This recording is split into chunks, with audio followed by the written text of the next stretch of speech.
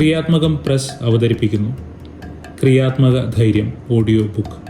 എഴുതിയത് Vineeth Winnie. മുഖചിത്രം illustration പൊരുൾ മിഡ്വൻ.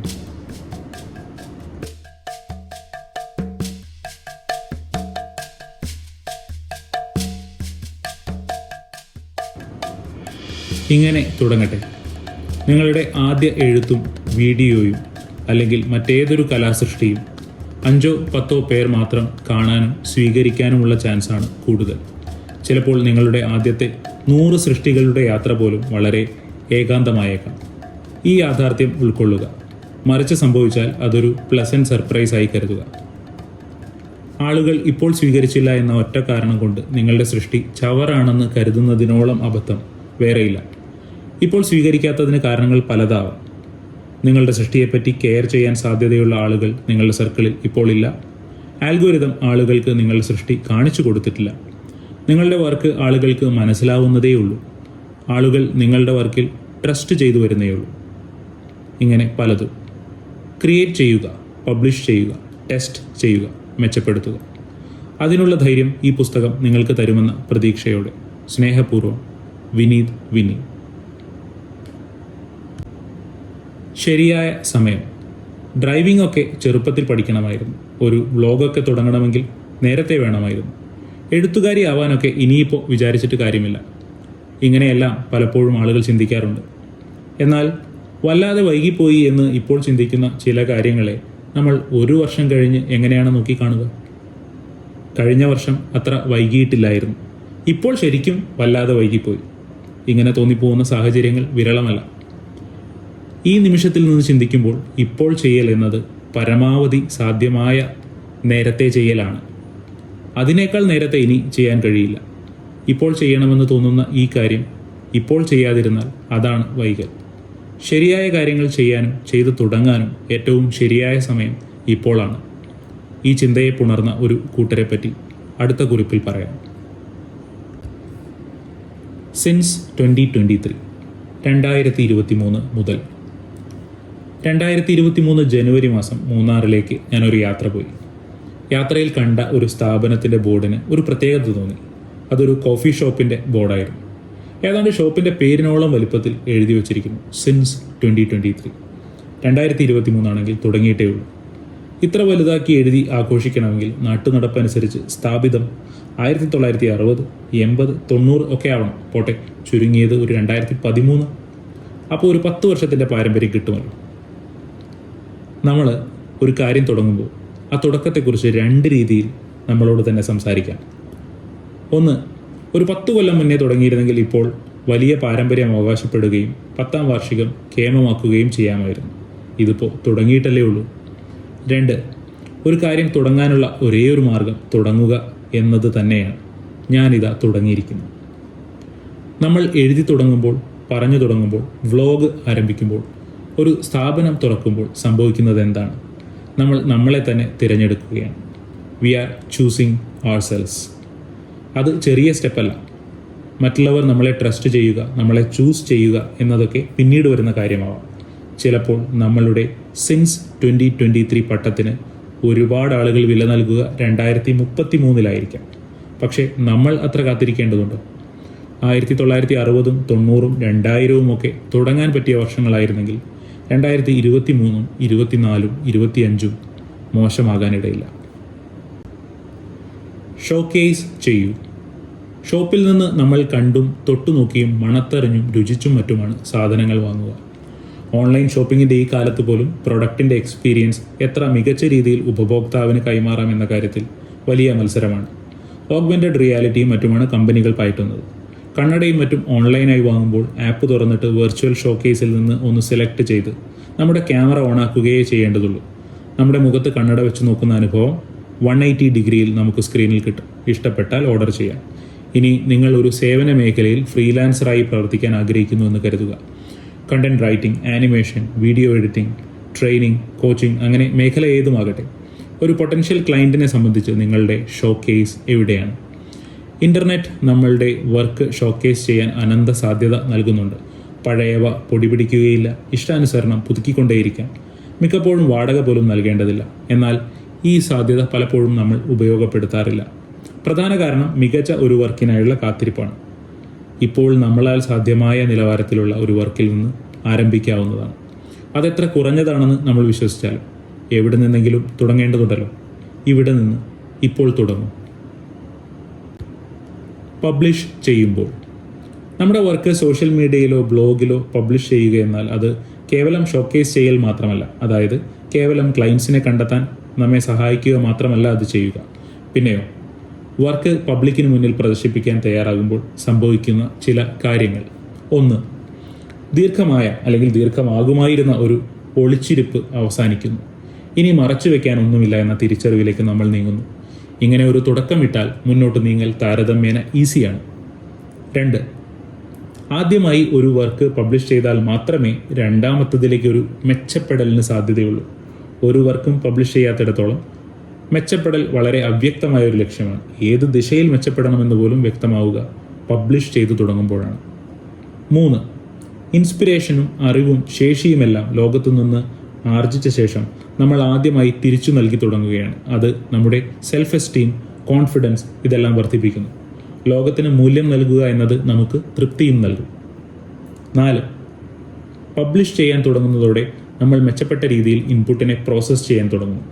എന്നാൽ മാത്രമേ നമ്മുടേതായ ഒരു ഔട്ട്പുട്ട് സൃഷ്ടിക്കപ്പെടുകയുള്ളൂ. ഈ പ്രോസസ്സിംഗ് നമ്മുടെ ചിന്തയെ കൂടുതൽ മെച്ചപ്പെടുത്തുന്നു. 5. ക്രിയേറ്റ് ചെയ്യാൻ തുടങ്ങുന്നതോടെ കൂടുതൽ അറിവും ശേഷിയും ഇൻസ്പിരേഷനും എല്ലാം നമ്മൾ സ്വീകരിക്കാനും ആർജിക്കാനും തയ്യാറാകുന്നു. ഇൻപുട്ടില്ലാതെ ഔട്ട്പുട്ട് സാധ്യമല്ലല്ലോ. മേൽപ്പറഞ്ഞവയെല്ലാം നമ്മെ മെച്ചപ്പെടുത്തുകയും പുതുക്കുകയും ചെയ്യുന്നു. അതുകൊണ്ട് സാധ്യമായ ഏറ്റവും എളിയ വർക്ക് ഷെയർ ചെയ്തുകൊണ്ട് തുടങ്ങാം. ചെറുതായി തുടങ്ങാം. ഇപ്പോൾ തുടങ്ങാം. ചെറിയ സ്റ്റെപ്പുകൾ വെച്ച് മുന്നോട്ട് പോകാം. Green signal problem. Red light നിർത്താനും ഗ്രീൻ ലൈറ്റ് പ്രൊസീഡ് ചെയ്യാനുമുള്ള സൂചനയാണെന്ന് നമുക്കറിയാം. വാഹനങ്ങളുടെ പിന്നിൽ റെഡ് ലൈറ്റ്സ് ഉണ്ടാകും. ബ്രേക്ക് ചെയ്യുമ്പോൾ മറ്റു വണ്ടികൾക്കുള്ള സ്റ്റോപ്പ് സിഗ്നലാണിത്. എന്നാൽ വാഹനങ്ങളുടെ മുന്നിലോ പിന്നിലോ ഗ്രീൻ ലൈറ്റ്സ് കാണില്ല. മനുഷ്യരും ഇങ്ങനെയാണ്. സ്റ്റോപ്പ് സിഗ്നലാണ് ഏറിയ നേരവും. സ്റ്റോപ്പ് എന്നോ നോ എന്നോ പറയുമ്പോൾ കാര്യമായ ആശങ്കകളില്ല. നിർത്തുന്നത് ഒരു പ്രശ്നമുള്ള കാര്യമായി നമ്മൾ കാണുന്നില്ല. നിർത്തേണ്ടത് നിർത്തുന്നതിന് പുറമെ മറ്റെന്തെങ്കിലും കൂടി നിർത്തിയാലും അതൊരു വിഷയമല്ല. എന്നാൽ ഒരു ഗ്രീൻ ലൈറ്റ് എന്തിനെയൊക്കെയാണ് പ്രൊസീഡ് ചെയ്യിക്കുക എന്ന് നമ്മൾ ആശങ്കപ്പെടും. ഗ്രീൻ സിഗ്നൽ കൊടുക്കുമ്പോൾ അതിൻ്റെ ഉത്തരവാദിത്തം നമ്മുടെ മേൽ വരുന്നു എന്ന ചിന്ത താരതമ്യേന ശക്തമാണ്. ഗ്രീൻ സിഗ്നലിനേക്കാൾ റെഡ് സിഗ്നൽ കാണിക്കാൻ താല്പര്യമുള്ള കൾച്ചറിലാണ് നമ്മൾ ജീവിക്കുന്നത്.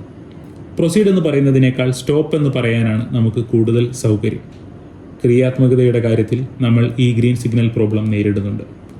എന്തെങ്കിലും ക്രിയേറ്റ് ചെയ്താലല്ലേ ഉള്ളൂ പ്രശ്നം. അപ്പോൾ മാത്രമല്ലേ ജഡ്ജ് ചെയ്യപ്പെടൂ, വിമർശിക്കപ്പെടൂ. ക്രിയേറ്റിവിറ്റിയുടെ ജംഗ്ഷനിൽ ചുവപ്പ് സിഗ്നലിൽ കിടന്നേക്കാം എന്നാണ് പലപ്പോഴും നമ്മുടെ ചിന്ത. ആദ്യത്തെ ഏതാനും പേർ. ഒരു ബ്ലോഗ് പോസ്റ്റിൽ ഞാൻ ഇങ്ങനെ എഴുതി: എൻ്റെ ഈ കുറിപ്പുകൾ മുടങ്ങാതെ ഫോളോ ചെയ്യുന്നത് ഏതാണ്ട് 20 പേർ മാത്രമാണ്. നിരാശയുടെ ടോണിൽ വായിക്കപ്പെടാനിടയുള്ള ഒരു വാക്യമാണത്. എന്നാൽ തീർത്തും സത്യസന്ധമായി പറഞ്ഞാൽ അതൊരു വസ്തുത എന്ന നിലയിൽ മാത്രം പങ്കുവച്ചതാണ്. മോഡേൺ മാർക്കറ്റിംഗ് ഗുരു എന്നറിയപ്പെടുന്ന സെത്ത് ഗോഡിൻ എപ്പോഴും പരാമർശിക്കാറുള്ള സ്മോളസ്റ്റ് വയബിൾ ഓഡിയൻസ് എന്ന ആശയം വിശദീകരിക്കുകയായിരുന്നു ഞാൻ. അതെന്താണെന്നല്ലേ പറയാം. എന്താണ് 20 എന്ന ചെറിയ നമ്പർ നിരാശാജനകമാകാത്തത്? വലിയ നമ്പർ ഉണ്ടാവുക പ്രധാനമല്ലേ? ശരിയാണ്. ആളുകളിലേക്ക് മൂല്യം എത്തിക്കുക എന്ന ലക്ഷ്യത്തോടെ പ്രവർത്തിക്കുമ്പോൾ നമ്പർ തീർച്ചയായും പ്രധാനമാണ്.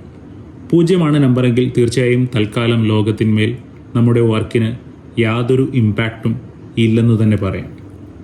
ആയതിനാൽ 0 ബെറ്ററായ ഒരു നമ്പർ ഉണ്ടാവുക എന്നത് പ്രധാനമാണ്. എന്നാൽ 0 എത്ര ബെറ്റർ? ഒരു 10 പേരിലേക്കെങ്കിലും വർക്ക് എത്തുക എന്നത് പ്രധാനമാണ്. ആദ്യത്തെ 10 പേരുടെ പ്രോബ്ലങ്ങൾ സോൾവ് ചെയ്യാൻ സഹായിക്കുന്ന, അവർക്ക് റിലേറ്റ് ചെയ്യാനും കണക്ട് ചെയ്യാനും പറ്റുന്ന തരത്തിലുള്ള വർക്കിലേക്ക് എത്തുക എന്നത് ഒരു നാഴികക്കല്ലാണ്. വിചിത്രമെന്ന് തോന്നാം, എന്നാൽ 10 പേർ മതി എന്ന തിരിച്ചറിവാണ് ആ യാത്രയിൽ ഏറ്റവും വലിയ മുതൽക്കൂട്ടാവുക. 10 പേർ മതി എന്ന് പറയുമ്പോൾ ഇനി കൂടുതൽ ആളുകൾ വേണ്ട എന്നർത്ഥമില്ല. നമ്മുടെ വർക്കിനെ പറ്റി സന്തോഷത്തോടെ മറ്റുള്ളവരോട് സംസാരിക്കാനിടയുള്ള 10 പേരുണ്ടെങ്കിൽ നമ്മൾ ഏറെക്കുറെ ശരിയായ വഴിയിലാണെന്ന് വിശ്വസിക്കാം എന്നർത്ഥം. ഇപ്പോൾ ചെയ്യുന്ന വർക്ക് തന്നെ കൂടുതൽ മനോഹരമായി ചെയ്യാം. നമ്മുടെ വർക്കിൻ്റെ സാധ്യതകളെ സംശയിക്കാതിരിക്കാം. നമ്മുടെ വർക്കുമായി റിലേറ്റ് ചെയ്യുന്ന 10 പേരുണ്ടെങ്കിൽ അവരെ പോലെയുള്ള 100 പേർ കൂടി ഉണ്ടാവേണ്ടതാണ്. ആ 100 പേരെ പോലെ ചിന്തിക്കുന്ന 1000 പേരും ഉണ്ടാകണം. ആ അർത്ഥത്തിൽ 0 വളരെ വലിയ സംഖ്യയാണ് 10. കാരണം 10 എന്നാൽ 100ൻ്റെയും 1000ൻ്റെയും 10,000ൻ്റെയും സാധ്യതയാണ്. കോടാനുകോടി പേരുള്ള ഈ ലോകത്ത് നിങ്ങളുടെ വർക്ക് കൊണ്ട് 10 പേരെ സെർവ് ചെയ്യാൻ തിരഞ്ഞെടുക്കുകയാണെങ്കിൽ ആരാണവർ? എന്താണ് അവരുടെ സവിശേഷതകൾ, ചിന്തകൾ, ആഗ്രഹങ്ങൾ, ഭയങ്ങൾ, തലവേദനകൾ? അത് കണ്ടെത്തുകയും അവർക്ക് വാല്യൂ നൽകുകയും ചെയ്യാം. മാരിയോ ഗെയിം എന്ന ജീവിതം. മാരിയോ മറ്റു പല ഗെയിമുകളെ പോലെ റിവാർഡും പണിഷ്മെൻറ്റും അടിസ്ഥാനപ്പെടുത്തിയുള്ളതാണ്. ചില കാര്യങ്ങൾ ചെയ്താൽ ലൈഫും ഗോൾഡ് കോയിനുമെല്ലാം കിട്ടും. മറ്റു ചില കാര്യങ്ങൾ ചെയ്താൽ അപകടം വരികയും ചെയ്യും. വഴിയിൽ ചില മുള്ളുകൾ പൊങ്ങി വന്ന് മാരിയോയുടെ ജീവൻ അപഹരിച്ചേക്കാം. കളിക്കുന്നത് കുട്ടികളായാലും മുതിർന്നവരായാലും ഇതിന് മാറ്റം വരുന്നില്ല. പക്ഷേ ഗെയിമിൽ വളരെ വേഗം മുന്നേറുക കുട്ടികളാണ്. കാരണം എന്താണ്? പ്രധാന കാരണം ഇതാണ്. കുട്ടികൾ സാധ്യതകളിൽ പ്രതീക്ഷ വെച്ചാണ് കളിക്കുന്നത്. കളിയുടെ പ്രോസസ്സിൽ തോൽക്കാനുള്ള തോൽവിയെല്ലാം അതിവേഗം തോറ്റ് അതിവേഗം അടുത്ത ടേൺ കളിച്ച് അവർ മുന്നേറും. ഒരു വട്ടം ഗെയിം ഓവറായാലും അത് റീസ്റ്റാർട്ട് ചെയ്യാമെന്ന ബോധ്യം അവർക്കുണ്ട്. മുതിരും തോറും നമ്മൾ നെഗറ്റീവ് കോൺസിക്വൻസുകളെ പറ്റി കൂടുതൽ ചിന്താകുലരാകുന്നു. എവിടെയും തട്ടാതെ മുട്ടാതെ മെല്ലെ പോകുന്നതിനിടെ ഒന്ന് മര്യാദയ്ക്ക് തോൽക്കാൻ പോലും സമയമേറെ എടുക്കുന്നു. വഴിയിലെ മുള്ളുകൾ പേടിച്ച് സാധ്യതകൾ എക്സ്പ്ലോർ ചെയ്യാതെ പോകുന്നു. ഒരു ഗെയിമേ ഉള്ളൂ എങ്കിലും ജീവിതത്തിൽ പല ഗെയിമുകളുണ്ടെന്ന സാധ്യതയെ മുതിർന്നവർ വിസ്മരിക്കുന്നു. ക്രിയാത്മകതയുടെ ഗെയിം ഒരു കുട്ടിയെപ്പോലെ കളിക്കേണ്ടതുണ്ട്. സാധ്യതകളിൽ പ്രതീക്ഷയർപ്പിച്ച് വേഗത്തിൽ തിരിച്ചടികൾ നേരിട്ട് അങ്ങനെ ക്രിയേറ്റിവിറ്റിയുമായി മുന്നോട്ടു പോവുക. എപ്പോഴും പ്രകാശിക്കുന്ന ബൾബ്. കിടപ്പുമുറിയിലെ ബൾബിനെ പറ്റി ചിന്തിക്കൂ. നമുക്കറിയാം അത് എപ്പോഴും പ്രകാശിക്കേണ്ടതില്ല. പുറമേ നിന്നുള്ള നാച്ചുറലായ വെളിച്ചം ലഭ്യമാണെങ്കിൽ അതിന് അണഞ്ഞു കിടക്കാവുന്നതാണ്. അതുപോലെ നമ്മൾ ഉറങ്ങുമ്പോഴും ബൾബ് പ്രകാശിക്കേണ്ടതില്ല. എപ്പോഴും ബൾബ് കത്തിച്ചിടണമെന്ന് നമ്മൾ ശഠിക്കുകയാണെങ്കിൽ 2 നഷ്ടമാണുള്ളത്. ഒന്നാമതായി ഊർജ്ജ നഷ്ടം, രണ്ടാമത് ബൾബിൻ്റെ ആയുസ് കുറയുന്നു. മനുഷ്യരുടെ കാര്യവും സമാനമാണ്. എപ്പോഴും തിളങ്ങി നിൽക്കാനുള്ള പ്രഷർ നമ്മളെ സംബന്ധിച്ചിടത്തോളം ഡാമേജിംഗ് ആണ്. നമ്മൾ ഇൻട്രസ്റ്റിംഗ് ആയിരിക്കുമ്പോഴേ സ്നേഹിക്കപ്പെടുകയും സ്വീകരിക്കപ്പെടുകയും ചെയ്യുകയുള്ളൂ എന്ന തോന്നലുണ്ടായാൽ എന്ത് സംഭവിക്കും? ഡൾ ആയിരിക്കുന്ന നിമിഷങ്ങളിൽ നമ്മൾ നമ്മളെ കൂടുതൽ വെറുക്കുകയും സ്വീകരിക്കപ്പെടാനായി പ്രസരിപ്പും ഊർജവുമെല്ലാം ഫേക്ക് ചെയ്യുകയും ചെയ്യുന്നു. ഡൾ ആയിരിക്കെ തന്നെ നമ്മുടെ വർക്ക്, ചിലപ്പോഴൊക്കെ മഹത്തായ വർക്ക് നമുക്ക് ചെയ്യാവുന്നതാണ്. ഡൾ ആയിരിക്കെ തന്നെ ഷോ അപ്പ് ചെയ്യാവുന്നതാണ്. ഇൻട്രസ്റ്റിംഗ് ആവാനുള്ള പ്രഷറിന് കീഴ്പ്പെടുമ്പോഴാണ് ഡള്ളായ നിമിഷങ്ങളിൽ നമ്മൾ ഒളിച്ചിരിക്കുന്നത്. ഡള്ളായിരിക്കൽ ഓക്കെയാണ്. ചിലപ്പോഴെങ്കിലും നമ്മളെയും മറ്റുള്ളവരെയും അതിനനുവദിക്കാം. സ്വന്തം തെറ്റ്. ഇത് ശരിയാണോ? ഇങ്ങനെ മതിയൊന്ന് നോക്കിയേ. വലിയ കുഴപ്പമില്ലല്ലോ, ഇത് പോസ്റ്റ് ചെയ്യട്ടെ. എല്ലാ കാലവും ഇങ്ങനെ ചോദിച്ച് അപ്രൂവൽ എടുത്തുകൊണ്ടേയിരിക്കാനാണെങ്കിൽ ഈ ചോദ്യങ്ങൾ അമിതമായ ആശ്രിതത്വത്തിൻ്റെ സൂചനയാണ്. പിന്നെ എന്താണ് ചെയ്യേണ്ടത്? പോരായ്മയുടെയും പരാജയത്തിൻ്റെയും ഉത്തരവാദിത്തം കൂടി ഏറ്റെടുത്ത് പ്രവർത്തിക്കുക എന്നതാണ് ചെയ്യേണ്ടത്. പലപ്പോഴും നമ്മുടേതായ തെറ്റ് ചെയ്യാൻ നാം കാണിക്കുന്ന ധൈര്യമാകും മറ്റൊരാളുടെ ശരിയിലുള്ള, മറ്റൊരാളുടെ അപ്രൂവലിലുള്ള നമ്മുടെ വിശ്വാസത്തെക്കാളും നമ്മുടെ വളർച്ചയ്ക്ക് സഹായിക്കുക. ചുരുങ്ങിയ പക്ഷം നമുക്ക് നമ്മുടെ വർക്കിനുള്ള ഫീഡ്ബാക്കും അതിലൂടെയുള്ള ലേണിങ്ങും കിട്ടും. നാണമില്ലാത്തവർ. ഒരാൾക്ക് നാണമില്ലാത്തപ്പോൾ എന്ത് സംഭവിക്കുന്നു? എക്സ്പ്രസ് ചെയ്യാൻ ആഗ്രഹിക്കുന്ന കാര്യങ്ങൾ കാര്യമായി ഫിൽട്ടർ ചെയ്യാതെ അയാൾ എക്സ്പ്രസ് ചെയ്യുന്നു. എതിരഭിപ്രായങ്ങളെ ഭയക്കാതിരിക്കുന്നു. കളിയാക്കലിനെയും ചീമുട്ടയേറിനെയും പേഴ്സണലായി എടുക്കാതിരിക്കുന്നു. അപൂർവമായ കാര്യങ്ങൾ ചെയ്യാൻ തയ്യാറാവുന്നു. വിചിത്രമായ കാര്യങ്ങൾ ചെയ്യാൻ സ്വയം അനുവദിക്കുന്നു. റിസ്ക് എടുക്കുന്നു. 21-ാം നൂറ്റാണ്ടിൽ ബ്രാൻഡുകൾക്കും വ്യക്തികൾക്കും ഏറ്റവും പ്രധാനമാണ് വിസിബിലിറ്റി. അത് നേടാൻ കാൽക്കുലേറ്റഡ് ആയിട്ടുള്ള നാണമില്ലായ്ക ഉപകരിക്കും എന്നാണ് കരുതാവുന്നത്. കാൽക്കുലേറ്റഡ് എന്ന് എടുത്തു പറയാൻ കാരണമുണ്ട്. നിങ്ങളുടെ നാണമില്ലായ്കയ്ക്ക് അതിരുകളുണ്ട്. നീതിബോധവും പരസ്പര ബഹുമാനവും കൊണ്ട് ഈ അതിരുകൾ നിർവചിക്കേണ്ടതുണ്ട്. നിങ്ങൾക്ക് അതിരുകളെപ്പറ്റി ബോധ്യമില്ലെങ്കിൽ ഒരു ദിവസം നിങ്ങൾ വിസിബിലിറ്റി നേടുകയും വൈകാതെ നിങ്ങൾ ഇരുട്ടിലാവുകയും ചെയ്യും. കാരണം വലിയ തെറ്റുകൾ നിങ്ങൾ ചെയ്യാനിടയുണ്ട്. ഇനി ഞാനൊരു വലിയ നാണക്കാരനാണ്, ഞാൻ എങ്ങനെ വിസിബിൾ ആകും? പല അഭിമുഖങ്ങളിലും മോഹൻലാൽ നാണം കൊടുങ്ങുന്നത് കണ്ടിട്ടുണ്ട്. വലിയ ലജ്ജാലുവാണ് അദ്ദേഹം എന്നാണ് തോന്നുന്നത്. ബിഗ് സ്ക്രീനിലെ അദ്ദേഹത്തിൻ്റെ നാണമില്ലായ്മ ഒരു ധീരമായ ചോയ്സും പരീക്ഷണവും ആയിരിക്കണം. നിങ്ങളും വളരെ ചെറിയ രീതിയിൽ നാണമില്ലായ്മ പരീക്ഷിച്ചു നോക്കൂ. നിങ്ങൾ ഇപ്പോൾ ക്രിയേറ്റീവ് ആണോ? ₹1 നാണയം ഒരെണ്ണം എടുക്കുക. ഇപ്പോൾ എന്താണ് നിങ്ങളുടെ കയ്യിലുള്ളത്? ചോദിക്കാൻ എന്തിരിക്കുന്നു അല്ലേ? ₹1 നാണയം. അത് മറ്റെന്തെങ്കിലും ആകാൻ സാധ്യതയുണ്ടോ? ഒരു പാത്രം, ഒരു കാറിൻ്റെ വീൽ, ഒരു പത്തിരി, ഒരു കമ്മൽ, ഇങ്ങനെ വേറെ എന്തെല്ലാം നിങ്ങൾക്ക് ഇമാജിൻ ചെയ്യാൻ കഴിയുന്നുണ്ട്? നമ്മുടെ ക്രിയേറ്റിവിറ്റി ഉണർന്നിരിക്കുമ്പോൾ മറുവാദമൊന്നും ഉന്നയിക്കാതെ ഇത്തരം സാധ്യതകളോട് നമ്മൾ യെസ് പറഞ്ഞ് മുന്നോട്ട് പോകും. എന്തുകൊണ്ട് ഇതൊരു പത്തിരി ആയിക്കൂടാ? വൈ നോട്ട് എന്ന് നമ്മൾ ചിന്തിക്കും. എന്തുകൊണ്ട് ഫോണിലെ ബട്ടണുകളുടെ സ്ഥാനത്ത് സ്ക്രീൻ തന്നെ കീബോർഡായി മാറിക്കൂടാ? ടച്ച് സ്ക്രീൻ ഫോൺ എന്ന കണ്ടുപിടുത്തം. ഈ ഭാരമുള്ള വസ്തുക്കൾക്കെല്ലാം കൂടി എന്തുകൊണ്ട് ഒരു പറവ ആയിക്കൂടാ? വിമാനം എന്ന കണ്ടെത്തൽ. ഇനി നമ്മളിലെ ക്രിയേറ്റിവിറ്റി ഉറക്കത്തിലാണെങ്കിൽ നമ്മുടെ മറുവാദങ്ങളാണ് മുന്നിൽ നിൽക്കുക. യെസ് പറയുന്നതിനേക്കാൾ തിടുക്കത്തിൽ നോ ആയിരിക്കും നമ്മൾ പറയുക. മേശപ്പുറത്തിരിക്കുന്ന ഈ സാധനം എങ്ങനെ പത്തിരിയാവാനാണ്? ഇത് ചെറുതാണ്, ഇതൊരു നാണയമാണെന്ന് കണ്ടാൽ അറിയില്ലേ, പിന്നെ ഇത് കഴിക്കാൻ പറ്റില്ലല്ലോ. ഇങ്ങനെ നമ്മൾ എതിർപ്പുന്നയിക്കും. നോ പറയലും അശുഭ പ്രതീക്ഷയും അഥവാ പെസിമിസം ഉപകാരപ്രദമല്ല എന്നല്ല പറയുന്നത്. എന്നാൽ നമ്മൾ ഒരു ആശയത്തിന് ആദ്യ രൂപം നൽകുന്ന ഐഡിയേഷൻ സ്റ്റേജിൽ പറ്റുന്നിടത്തോളം നോ പറയാതെ ഐഡിയകളെ സ്വീകരിക്കുന്ന ഒരു കിറുക്കൻ അല്ലെങ്കിൽ കിറുക്കത്തി ആയിരിക്കുക പ്രധാനമാണ്. ഇല്ലെങ്കിൽ നിങ്ങൾ ഇപ്പോൾ നിലനിൽക്കുന്ന കാര്യങ്ങളെയും ആശയങ്ങളെയും അതേപോലെ പകർത്തി മുന്നോട്ട് പോവുകയുള്ളൂ. നിങ്ങൾക്ക് ഇന്നോവേറ്റ് ചെയ്യാൻ കഴിയില്ല. നിങ്ങളൊരു ബ്രെയിൻ സ്റ്റോമിംഗ് സെഷനിലാണെങ്കിൽ നോ എന്ന വാക്ക് വളരെ പെട്ടെന്ന് ഗ്രൂപ്പിനെ സൈലൻ്റ് ആക്കുന്നത് കാണാം. എത്രയേറെ നോ പറയുന്നുവോ അത്രയും കനത്തതായിരിക്കും നിങ്ങളുടെ ടീമിൻ്റെ നിശബ്ദത. നേരത്തെ പറഞ്ഞതുപോലെ നോ എന്ന വാക്ക് അടുത്ത ഘട്ടത്തിലാണ് ഉപകാരപ്രദമാവുക. ഉരുത്തിരിഞ്ഞു വന്ന ആശയങ്ങളിൽ നിന്ന് ചിലത് തീർച്ചയായും തള്ളിക്കളയേണ്ടതായി വരും. ഇവിടെ നമ്മളിലെ അശുഭ പ്രതീക്ഷാലു പെസിമിസ്റ്റ് നമ്മളെ സഹായിക്കുകയും ചെയ്യും. ചുരുക്കി പറഞ്ഞാൽ യെസ് നോ കോമ്പിനേഷൻ ക്രിയേറ്റിവിറ്റിയുടെയും ഇന്നോവേഷൻ്റെയും നല്ലൊരു അരിപ്പയാണ്.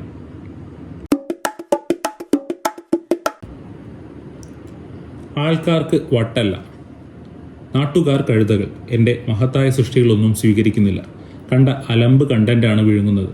ശ്രദ്ധയും സ്വീകാര്യതയും കിട്ടാതെ വരുമ്പോൾ ക്രിയേറ്റേഴ്സ് ആദ്യം ചിന്തിക്കാനിടയുള്ള കാര്യമാണിത്. ക്രിയേറ്റർക്ക് ഈ ചിന്ത ഗുണകരമല്ല. പുച്ഛത്തിൻ്റെയും അവമതിപ്പിൻ്റെയും ഇടത്തിൽ നിന്നുകൊണ്ട് നിങ്ങൾക്ക് എമ്പതിയോടെ ഓഡിയൻസിനെ മനസ്സിലാക്കാൻ കഴിയില്ല. നിങ്ങളുടെ പൊട്ടൻഷ്യൽ ഓഡിയൻസിൻ്റെ ലോകവീക്ഷണം, അവർക്ക് റിലേറ്റ് ചെയ്യാൻ പറ്റുന്ന അവതരണ ശൈലി, അങ്ങനെ പലവിധ കാര്യങ്ങൾ മനസ്സിലാക്കണം.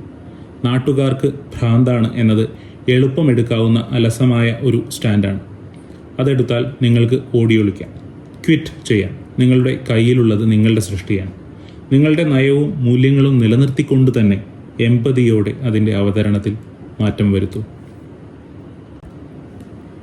നല്ല എക്സ്ട്രീമുകൾ. അപൂർവതകൾക്ക്, അസുലഭതയ്ക്ക് അഥവാ സ്കേഴ്സിറ്റിക്ക് മാർക്കറ്റിൽ നല്ല സാധ്യതയുണ്ട്.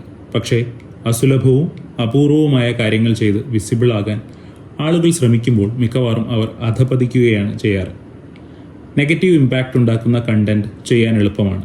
ആൽഗോരിതം അതിനെ കൂടുതൽ പിന്തുണയ്ക്കാനും ഇടയുണ്ട്. എന്നാലും പോസിറ്റീവായി ഇമ്പാക്റ്റ് ചെയ്യുന്ന കണ്ടന്റ് കൊണ്ട് തന്നെ നിങ്ങൾക്ക് ഭേദപ്പെട്ട വിസിബിലിറ്റി നേടാൻ കഴിയും. മലയാളത്തിൽ ഉൾപ്പെടെ പല ഭാഷകളിലായി അനേകം ഉദാഹരണങ്ങളുണ്ട്. നമ്മുടെ നല്ല കണ്ടന്റിൽ എന്ത് അപൂർവത ചേർക്കാൻ പറ്റും എന്നതാണ് ഒരു ചോദ്യം. ഈ അപൂർവത നമ്മൾ തിരഞ്ഞെടുക്കുന്ന വിഷയത്തിലോ അവതരണ ഘടനയിലോ ശൈലിയിലോ അധ്വാനത്തിലോ ഒക്കെ ആവാം. ഒരു ഉദാഹരണം പറയാം. റാഡിക്കലായ സത്യസന്ധത കണ്ടന്റ് ക്രിയേഷനിൽ സർവ്വസാധാരണമല്ല. ശരാശരി സത്യസന്ധത ഒരുപാട് പേർ കാണിക്കുമെങ്കിലും നമ്മളെ സംബന്ധിച്ച കാര്യങ്ങൾ കാര്യമായി ഫിൽട്ടർ ചെയ്യാതെ തുറന്നു പറയാൻ പലർക്കും പേടി കാണും. നമ്മുടെ അബദ്ധങ്ങൾ, പരാജയങ്ങൾ, പേടികൾ ഒക്കെ പബ്ലിക്കിന് മുൻപിൽ വയ്ക്കുമ്പോൾ അവർ അതിനെ എങ്ങനെ വിലയിരുത്തും എന്ന ചിന്ത അലട്ടാനിടയുണ്ട്. അതുകൊണ്ട് തന്നെ അപൂർവമായി ഒരാൾ അത് ചെയ്യുമ്പോൾ ആ കണ്ടന്റ് അപൂർവമായ രീതിയിൽ തന്നെ ഓഡിയൻസുമായി കണക്ട് ചെയ്യുന്നു. അതായത് റാഡിക്കലായി വഷളത്തരം വാരി വിതറുന്നതിന് ആൾട്ടർനേറ്റീവ്സ് ഉണ്ട്. റാഡിക്കലായ സത്യസന്ധതയോ സ്നേഹമോ സഹായമോ ഒക്കെ സൃഷ്ടികളിൽ ഉൾച്ചേർക്കാവുന്നതാണ്. നല്ലത് ചെയ്ത് വിജയിക്കാമെന്നിരിക്കെ ചീത്തത് ചെയ്ത് വിജയിക്കുന്നതെന്തിന്? നമ്മളൊരു അഡ്ജസ്റ്റ്മെൻറ്റ് ലെവലിൽ നല്ലത് ചെയ്യുന്നത് കൊണ്ടാണ് പലപ്പോഴും അർഹിക്കുന്ന വിജയം അതിന് കിട്ടാത്തത്. നല്ലത് ചെയ്യുമ്പോൾ തീവ്രമായി തന്നെ ചെയ്യും. ഇമാജിനറി തേങ്ങ. നിങ്ങളൊരു നാട്ടുവഴിയോരത്ത് ഇരുന്ന് എന്തോ ചെയ്യുകയാണ്. തിരക്കൊഴിഞ്ഞ മനോഹരമായൊരു സ്ഥലമാണ്. തൊട്ടടുത്ത് ഒരു തെങ്ങുണ്ട്. നിങ്ങൾ തെങ്ങിൻ്റെ നേരെ ചുവട്ടിലല്ല ഇരിക്കുന്നത്, അല്പം മാറിയാണ്. അതിൽ നിന്ന് തേങ്ങയോ ഓലയോ നിങ്ങളുടെ തലയിൽ വീഴാൻ യാതൊരു സാധ്യതയുമില്ല. അപ്പോൾ അതിലെ വന്ന ഒരു ചേട്ടൻ ഒരു നിമിഷം അവിടെ നിന്നിട്ട് തെങ്ങിൻ മുകളിലേക്ക് തുറിച്ചു നോക്കുന്നു. എന്നിട്ട് നിങ്ങളെ നോക്കുന്നു. എന്താണിപ്പോൾ ഈ മനുഷ്യൻ്റെ അവസ്ഥ എന്ന ഭാവത്തിൽ നടന്നു പോകുന്നു. കുറച്ചു കഴിഞ്ഞ് 4 ചെറുപ്പക്കാർ അതിലെ വരുന്നു. അവർ തെങ്ങിലേക്കും പിന്നീട് നിങ്ങളുടെ മുഖത്തേക്കും സൂക്ഷിച്ചു നോക്കുന്നു. എന്നിട്ട് പരസ്പരം എന്തോ പറഞ്ഞ് നടന്നു പോകുന്നു. പുറകെ വരുന്ന ഒരു ഫാമിലിയും ഇതുതന്നെ ചെയ്യുന്നു. ഇങ്ങനെ ഒരു 10 മിനിറ്റിനുള്ളിൽ അതിലെ വന്ന 30 പേര് ഇതേ പെരുമാറ്റം കാണിക്കുന്നു. അവസാനം വന്ന ഒരാൾ പിറുപിറുക്കുന്നതും നിങ്ങൾ കേട്ടു. ഇയാൾ ചാവാനിരിക്കുകയാണോ? ഇത്രയും കാര്യങ്ങൾ നടന്നു കഴിഞ്ഞപ്പോൾ അവിടെ തന്നെ ഇരിക്കാനുള്ള നിങ്ങളുടെ ആത്മവിശ്വാസം എത്രത്തോളം ഉണ്ട്? ജീവിതത്തിൽ നമ്മൾ ചെയ്യുന്ന പല കാര്യങ്ങളും ഈ രീതിയിൽ നോക്കിക്കാണുന്ന ആളുകൾ ചുറ്റുമുണ്ടാകാം. നമ്മൾ പാട്ടുപാടുമ്പോൾ, ചിത്രം വരയ്ക്കുമ്പോൾ, പ്രസംഗിക്കുമ്പോൾ, വീഡിയോ ചെയ്യുമ്പോൾ, എഴുതുമ്പോൾ, അങ്ങനെ എന്തു ചെയ്താലും എല്ലാ സിഗ്നലുകളും നമ്മുടെ ആൻറ്റിന വലിച്ചെടുക്കാൻ പാടില്ല. ചിലത് വെറും നോയ്സ് ആവാം. അവഗണിക്കേണ്ട ആളുകളെയും കാര്യങ്ങളെയും അവഗണിക്കുക പ്രധാനമാണ്. ക്രിയാത്മകതയും അടിച്ചമർത്തലും. മർദ്ദിതരുടെ പാട്ട് നമ്മൾ കേട്ടിട്ടുണ്ട്. മർദ്ദിതരുടെ പാട്ടുപോലെ മർദ്ദകർക്കൊരു പാട്ടുണ്ടോ? ക്രിയാത്മകതയും അടിച്ചമർത്തലും വിപരീതങ്ങളാണ്. ഈ ആശയങ്ങൾക്ക് ഒത്തുപോകാൻ കഴിയില്ല എന്നത് ആ വാക്കുകളിൽ നിന്ന് തന്നെ വ്യക്തമാണ്. ക്രിയാത്മകത, സൃഷ്ടിപരത, ക്രിയേറ്റിവിറ്റി, ഈ വാക്കുകളിൽ തന്നെയുള്ളത് സൃഷ്ടിക്കുക, ക്രിയേറ്റ് ചെയ്യുക എന്നീ ആശയങ്ങളാണ്. അടിച്ചമർത്തൽ, ഒപ്രഷൻ, ഈ ആശയത്തിൻ്റെ സ്വഭാവം നശീകരണമാണെന്ന് വാക്കുകൾ തന്നെ സൂചിപ്പിക്കുന്നു. ഒപ്രസേഴ്സ് എന്നതിൻ്റെ മലയാള പദം മർദ്ദകർ എന്നാണ്. ഒപ്രസർ ആയിരുന്നു കൊണ്ട് പ്രിവിലേജുകളുടെ ഫിൽട്ടറിലൂടെ ലോകത്തെ നോക്കിക്കണ്ട് ക്രിയേറ്റീവായ വർക്ക് ചെയ്യാൻ കഴിയില്ല. എന്തും ഏത് രൂപത്തിലും പറയാം എന്നത് പ്രിവിലേജാണ്.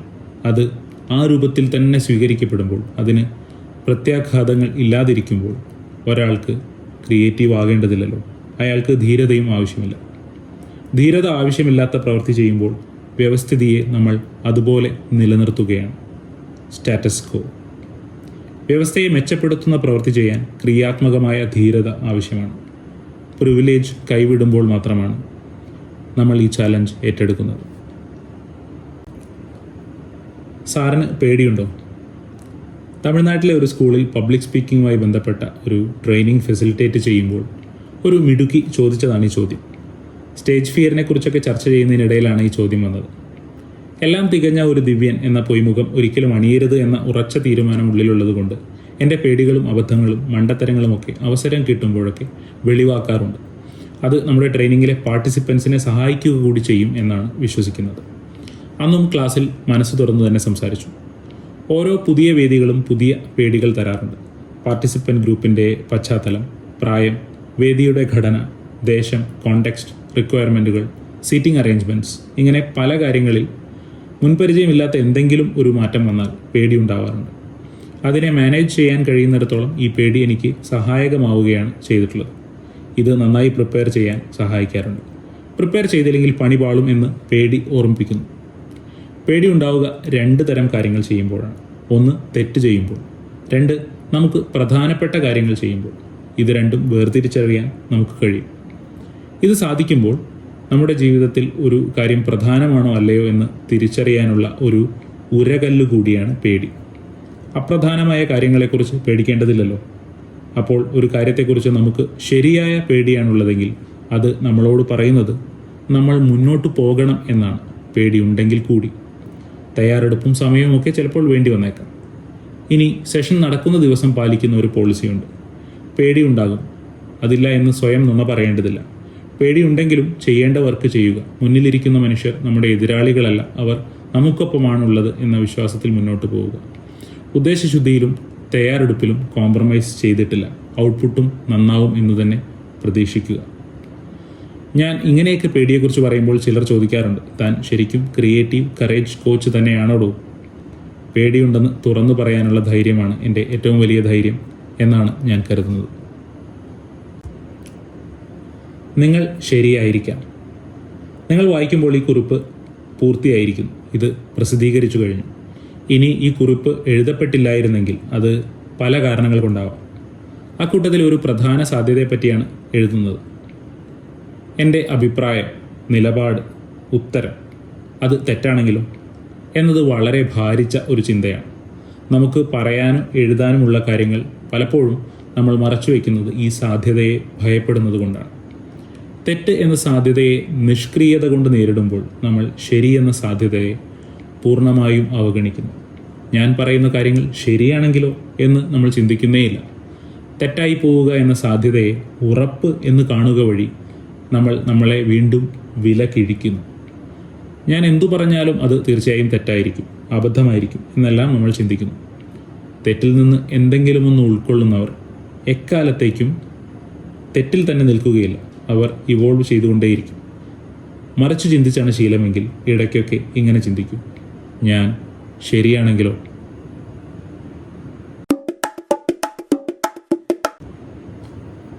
നിങ്ങളായിരിക്കൽ. എന്തെല്ലാമാണ് നമുക്ക് നമ്മളായിരിക്കാനുള്ള തടസ്സങ്ങൾ? ഒന്നോർത്താൽ ഏറ്റവും എളുപ്പത്തിൽ സാധിക്കേണ്ടുന്ന കാര്യമാണത്. എന്നാൽ പലപ്പോഴും അതങ്ങനെയല്ല. നമ്മളെ ഭയപ്പെടുത്തുന്നത് എന്തായിരിക്കണം? നാം നമ്മളായിരിക്കുമ്പോൾ നമുക്ക് നഷ്ടപ്പെടാവുന്ന ബന്ധങ്ങൾ, അവസരങ്ങൾ, സാധ്യതകൾ ഇതെല്ലാം നമ്മളെ ഭയപ്പെടുത്താനിടയുണ്ട്. മലപ്പുറം ജില്ലയിൽ വളാഞ്ചേരിക്കും കുറ്റിപ്പുറത്തിനുമിടയിൽ റോഡരികിലുള്ള ഒരു ചെറിയ തുണിക്കടയുണ്ട്. റോഡരികിലുള്ള ഒരു മരത്തിലേക്ക് അവർ ഒരു അയ വലിച്ചു കെട്ടിയിരിക്കുന്നു. അതിൽ നിരയായി കാക്കി ഷർട്ടുകൾ തൂക്കിയിരിക്കുന്നു. തുണിക്കട എന്നതിനേക്കാൾ ഉച്ചത്തിൽ അവർ സ്വയം വിളിക്കുന്നത് കാക്കി കോർണർ എന്നാണ്. ഈ കാക്കി കടയിൽ എല്ലാവരും കയറുമോ? വേണ്ടല്ലോ. എല്ലാവർക്കും കയറാൻ എല്ലാ തുണിക്കടകളും ഉണ്ടല്ലോ. ഞങ്ങൾ എന്താണ് എന്നതിനെപ്പറ്റി വ്യക്തവും കൃത്യവുമായ ഒരു സ്റ്റേറ്റ്മെൻറ്റ് നടത്തുക വഴി അവർ ആളുകളെ അരിച്ചു കളയുക മാത്രമല്ല, അരിച്ചെടുക്കുക കൂടിയാണ്. അവരുടേത് ഒരു ബ്രോഡ് സ്റ്റേറ്റ്മെൻ്റ് അല്ല, അവരുടേത് ഒരു ബോൾഡ് സ്റ്റേറ്റ്മെൻ്റാണ്. മറ്റൊരർത്ഥത്തിൽ അവർ റോഡരികിലെ ചെറിയ ഒറ്റമുറിക്കടയല്ല, അതിലും വിശാലമായ ഒരു സന്ദേശം അവർ നൽകുന്നുണ്ട്.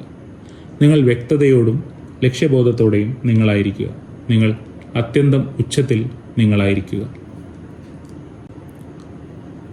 Like button നിങ്ങളുടേതല്ല. കിട്ടണമെന്ന് നിങ്ങൾ ആഗ്രഹിക്കുന്ന ലൈക്സ് ഇപ്പോൾ നിങ്ങളുടെ കയ്യിലല്ല, അത് നിങ്ങളുടെ കൺട്രോളിലുമല്ല. മറ്റൊരാളുടെ തീരുമാനത്തെ ആശ്രയിച്ചാണ് അത് നിങ്ങളിലേക്ക് എത്തുന്നത്. നിങ്ങളുടെ കയ്യിലുള്ളത് നിങ്ങളുടെ സൃഷ്ടിയാണ്.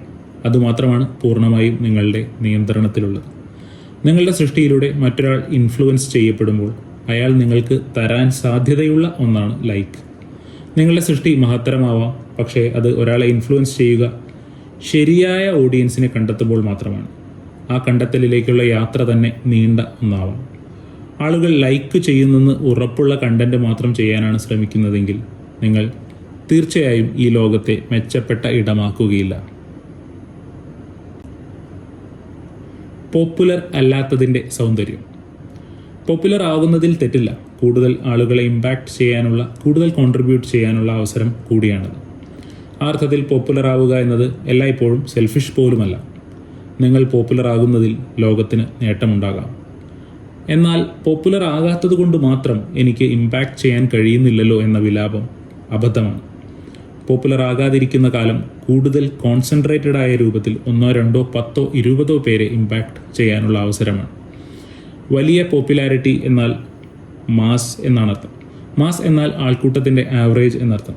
ഒരു ആവറേജ് ഗ്രൂപ്പിനു വേണ്ടി ആവറേജ് വർക്ക് ചെയ്യുക എന്നതാണ് സ്വാഭാവികമായ പ്രഷർ. പോപ്പുലർ ആവുമ്പോൾ പല ക്രിയേറ്റേഴ്സും ഈ പ്രഷറിന് കീഴ്പ്പെട്ടു പോകുന്നു. വൈറലായിട്ടില്ലാത്ത കാലത്ത് നിങ്ങളുടെ ധീരമായ എക്സ്ട്രീം കണ്ടെത്തൂ. സൃഷ്ടിയിൽ വെള്ളം ചേർക്കാതിരിക്കൂ. Competence versus performance. കോമ്പീറ്റൻസ് ഉണ്ടാവുക എന്നാൽ ഒരു കാര്യം ചെയ്യാനുള്ള ശേഷി ഉണ്ടാവുക എന്നാണ്. പെർഫോമൻസ് എന്നാൽ ആ ശേഷി ഉപയോഗിച്ച് ആ കാര്യം ചെയ്യലാണ്. കാര്യം ചെയ്യാനുള്ള ശേഷി ഉണ്ടാകലും ആ കാര്യം ചെയ്യലും രണ്ടാണ്. അതുകൊണ്ട് തന്നെ ഈ ഡിസ്റ്റിങ്ഷൻ പ്രധാനമാണ്. ചിലർ ഇംഗ്ലീഷ് പഠിച്ചുകൊണ്ടേയിരിക്കുന്നത് കാണാം. ഒരുപാട് ലിസൺ ചെയ്യുന്നു, വായിക്കുന്നു, ദീർഘകാലം. ഇംഗ്ലീഷ് കേട്ടാൽ മനസ്സിലാകുന്നു, മനസ്സിൽ പലപ്പോഴും ആശയങ്ങൾ ഇംഗ്ലീഷിൽ രൂപമെടുക്കുന്നു, ഭാഷയിലെ തെറ്റും ശരിയും തിരിച്ചറിയാൻ കഴിയുന്നു.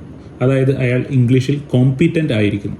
എന്നാൽ ഇംഗ്ലീഷിലുള്ള ഗ്രാഹ്യം പെർഫോമൻസ് ലെവലിലേക്ക് എത്തിക്കാൻ സാധിക്കുന്നില്ല. കമ്മ്യൂണിക്കേഷൻ ഇഫക്റ്റീവ് ആകുന്നില്ല. കോമ്പീറ്റൻസ് പ്രധാനമാണെങ്കിലും ഒരു പരിധി കഴിഞ്ഞാൽ കോമ്പീറ്റൻസിന് വേണ്ടി കൂടുതൽ എഫേർട്ട് ഇടുന്നതിലൂടെ മാത്രം പെർഫോമൻസ് മെച്ചപ്പെടുത്താൻ കഴിയില്ല. ഇത് തിരിച്ചറിയൽ പ്രധാനമാണ്.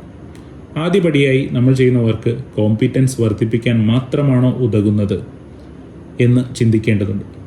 കോമ്പീറ്റൻസിൽ നിന്ന് പെർഫോമൻസിലേക്ക് എത്തുന്നതിൽ നിന്ന് നമ്മളെ ബ്ലോക്ക് ചെയ്യുന്നത് എന്താണ്? ഇത് തിരിച്ചറിയേണ്ടതുണ്ട്. ഇംഗ്ലീഷിൻ്റെയും ഭാഷയുടെയും കാര്യത്തിൽ മാത്രമല്ല, മറ്റു മേഖലകളിലും കോമ്പീറ്റൻസിൽ നിന്ന് പെർഫോമൻസിലേക്ക് എത്തൽ വളരെ പ്രധാനമാണ്. പെർഫോമൻസിലേക്ക്, ഒരു ഔട്ട്പുട്ട് സൃഷ്ടിക്കുന്നതിലേക്ക്, ഒരു പ്രോഡക്റ്റ് ഉണ്ടാക്കുന്നതിലേക്ക് നമ്മളുടെ ശേഷികളും അറിവുകളും നമ്മളെ എത്തിക്കാത്തത് എന്തുകൊണ്ടാവും? നമ്മൾ ശ്രമിക്കുക എന്തുതരം സൃഷ്ടിയിലേക്ക് എത്താനാണ്? പലപ്പോഴും ഏറ്റവും പെർഫെക്റ്റ് എന്ന് മറ്റുള്ളവർ കരുതുന്ന ഒരു സൃഷ്ടി നടത്താനാണ് നമ്മൾ ആഗ്രഹിക്കുക. വൈറലാവുന്ന ഒരു വീഡിയോ, എല്ലാവരും എഴുന്നേറ്റ് നിന്ന് കൈയടിക്കുന്ന ഒരു പ്രസംഗം, എന്തെങ്കിലും ഒരു അവാർഡ് കിട്ടുന്ന ഒരു കലാസൃഷ്ടി. ഇങ്ങനെ ഏറ്റവും ഉയർന്ന ലക്ഷ്യങ്ങളാണ് ഏറ്റവും ആദ്യത്തെ ദിവസങ്ങൾക്കോ ആഴ്ചകൾക്കോ വേണ്ടി നമുക്കുള്ളത്. എന്നാൽ അതിലേക്കുള്ള യാത്രയെപ്പറ്റി പലപ്പോഴും ആളുകൾ ചിന്തിക്കാറില്ല. 1000 കിലോമീറ്റർ യാത്ര പോലും നമുക്ക് ഒരു ചുവട് കൊണ്ടേ തുടങ്ങാനാവും.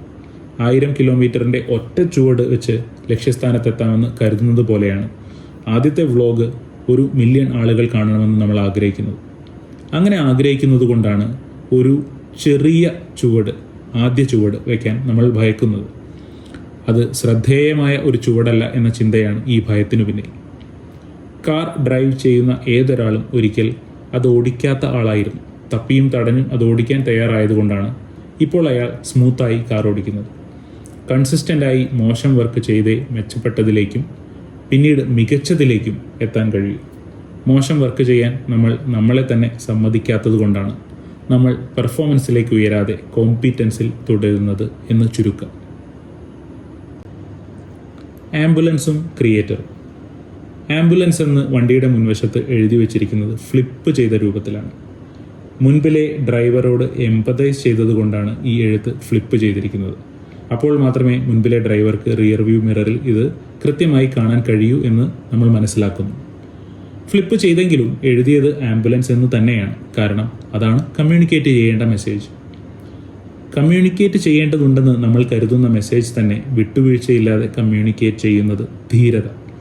അത് കമ്മ്യൂണിക്കേറ്റ് ചെയ്യപ്പെടാതെ പോവാതിരിക്കാൻ സ്വീകർത്താവിനെ മനസ്സിലാക്കൽ എംപതി. ലോകത്തെ പോസിറ്റീവായി ഇമ്പാക്റ്റ് ചെയ്യാൻ ക്രിയേറ്റർ തൻ്റെ സൃഷ്ടിയിൽ ഉൾച്ചേർക്കേണ്ട 2 ഗുണങ്ങളാണിവ: കറേജ്, എംപതി. ക്രിയേറ്ററുടെ വോട്ട്. നിങ്ങൾ സംസാരിക്കുമ്പോൾ, എഴുതുമ്പോൾ, ക്രിയേറ്റ് ചെയ്യുമ്പോൾ നിങ്ങൾക്ക് കിട്ടുന്ന അവസരം എത്ര ശക്തിയുള്ളതാണ്. ക്രിയേഷൻ്റെയും കമ്മ്യൂണിക്കേഷൻ്റെയും ഏതവസരവും ആക്റ്റീവായ ഒരു വോട്ട് ചെയ്യലാണ്. ലോകം എങ്ങനെയോ ആയിക്കോട്ടെ, ഞാനതിൽ ഇടപെടുന്നില്ല എന്ന പാസീവ് സമീപനമല്ല അപ്പോൾ നിങ്ങളുടേത്. പകരം നിങ്ങൾ ആഗ്രഹിക്കുന്ന ലോകത്തിന് നിങ്ങൾ വോട്ട് ചെയ്യുകയാണ്. നിങ്ങൾ വിട്ടുനിൽക്കുക എന്നത് ന്യൂട്രലായ ഒരു പ്രവൃത്തിയല്ല. നിങ്ങൾ ഇമ്പോർട്ടൻ്റ് ആണ്. നിങ്ങളുടെ കാഴ്ചപ്പാടും നിലപാടും കോൺട്രിബ്യൂഷനും അതിൻ്റേതായ സ്വാധീന ശക്തിയുള്ളതാണ്. ആത്മവിശ്വാസമില്ലാത്തവർ മാറി നിൽക്കൂ എന്ന് ലോകം പറയുന്നതായി തോന്നാം. എന്നാൽ ആത്മവിശ്വാസം എന്ന ലക്ഷറിക്കായി കാത്തിരിക്കാനാവില്ല. നിലപാടുകൾ, കാഴ്ചപ്പാടുകൾ, കലാസൃഷ്ടികൾ പങ്കുവയ്ക്കൂ. എഴുതുക, പറയുക, സംവദിക്കുക, ക്രിയേറ്റ് ചെയ്യുക. ആശംസകൾ.